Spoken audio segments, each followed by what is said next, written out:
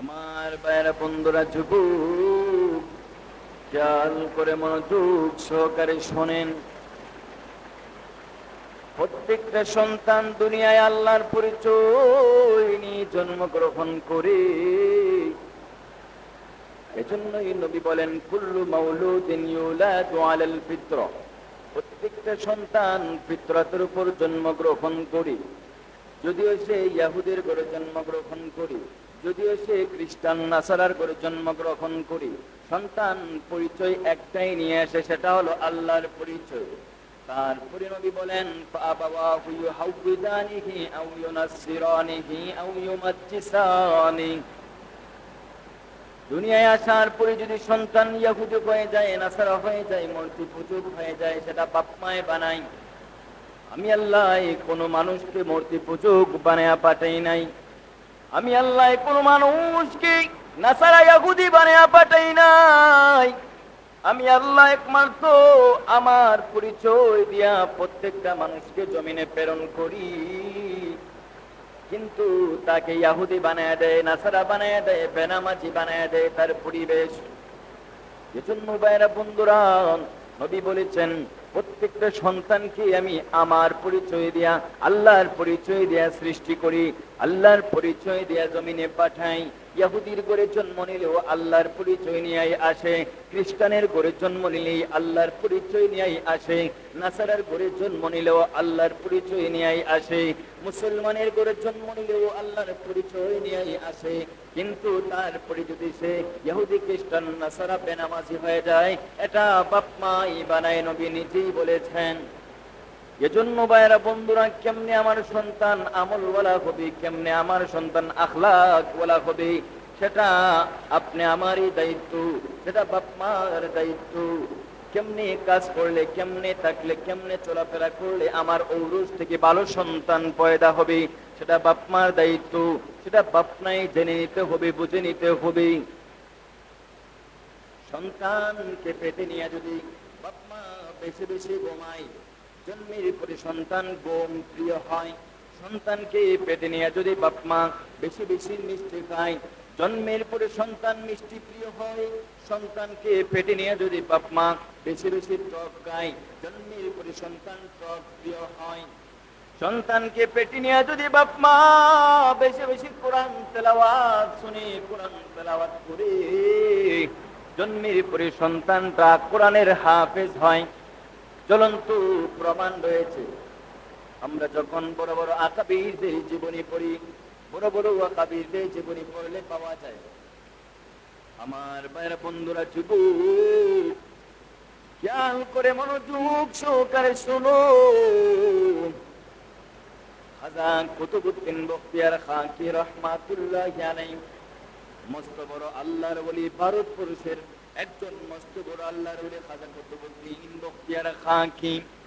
ছোট্টবেলায় ওনার আম্মা মাদ্রাসায় নিয়ে গেলেন। মাদ্রাসায় আলেম বানাবেন, হাফিজ বানাবেন, আমলওয়ালা, এলেমওয়ালা বানাবেন। হুজুরের কাছে ভর্তি করে নিয়ে আসলেন। ভর্তি করে মা চলে গেলেন বাসায়। এদিকে হুজুর কুতুবউদ্দিন ছোট্ট বাচ্চাটাকে বলতেছেন, বাবা কুতুবউদ্দিন, পড়ো, কি পড়ো? পড়ো আলিফ বা তা। ছোট্ট বালক ভালোভাবে কোথায় বলতে পারে না।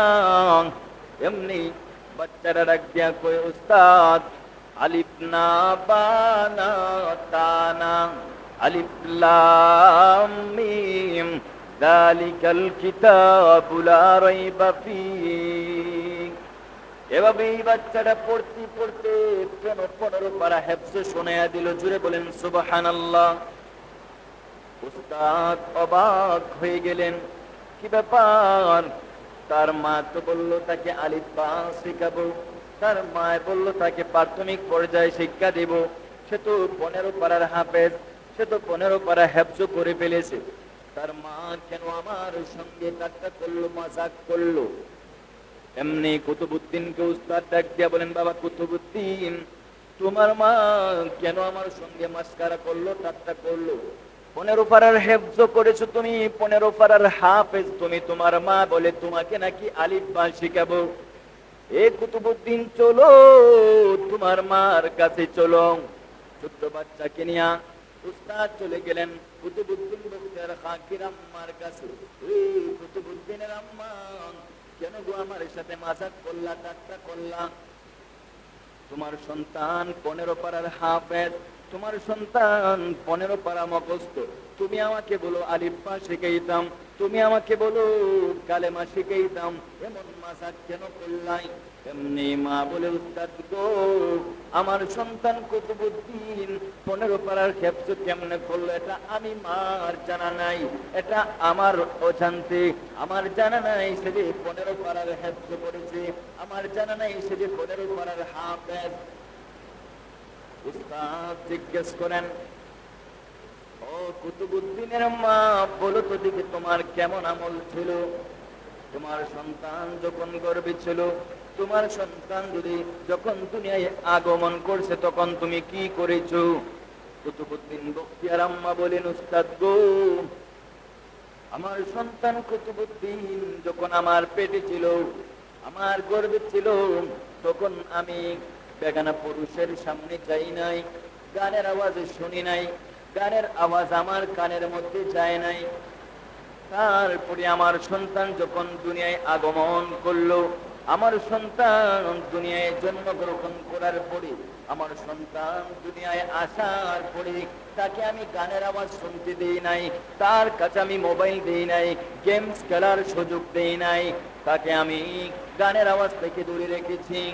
আর আমার সন্তান কুতুবউদ্দিনকে যখন আমি দুধ পান করাইতাম, পবিত্র করিয়া আমি ওসব কইরা দুধ পান করাইতাম, দুধ পান করানোর সাথে সাথে আমি মায়ের কোরআন তেলাওয়াত করতাম, কোরআন তেলাওয়াত শোনাইতাম, তার কানের মধ্যে কোরআন তেলাওয়াত পড়তাম আর দুধ পান করাইতাম।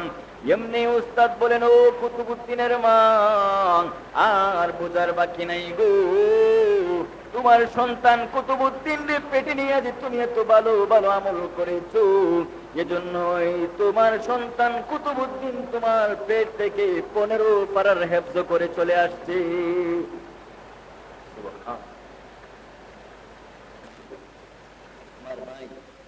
মায় যদি ভালো আমল করার কারণে, মায় যদি কোরআন তেলাওয়াত করার কারণে মায়ের পেট থেকে কোরআনের হাফেজের আগমন হইতে পারে, মায়ে গান শোনার কারণে, মায়ে নাচ গান মোবাইল দেখার কারণে এই মায়ের পেট থেকে বদ সন্তানই আইতে পারে, কথা দেখছি না আমার ভাই। সেজন্য সন্তান